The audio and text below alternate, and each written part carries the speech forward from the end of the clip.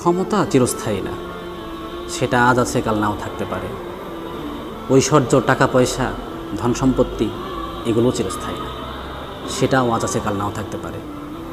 আল্লাহ তাআলা দুরারোগ্য ব্যাধি দিয়ে মুহূর্তের মধ্যে সেটাও কেড়ে নিতে পারেন।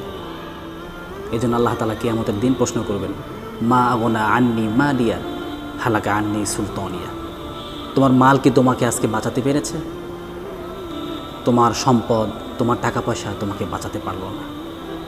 হালাকা আন্নি সুলতানিয়া, তোমার যে চেয়ার, তোমার যে ক্ষমতা, তোমার সেটাও বাঁচাতে পারেনি।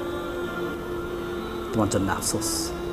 সো যারা দুনিয়ার পিছে ছুটছেন তাদের জন্য একটা মেসেজ, দুনিয়া এবং আখেরাতে সম্পদ, টাকা পয়সা, ঐশ্বর্য, চেয়ার, ক্ষমতা, রাজত্ব এগুলো কোনো কিছু সহায়তা করতে পারবে না। দুনিয়া এবং আখেরাতে কোনো জায়গাতেই কাজে আসবে না।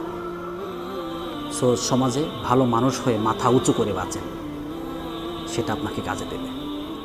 এটা বুঝতে আপনি যতক্ষণ লেট করবেন, টুডে অর টুমরো আপনার দরজায় অসম্মান, লাঞ্ছনা, গঞ্চনা, করাঘাত করবে, সেদিনের অপেক্ষায় থাকেন।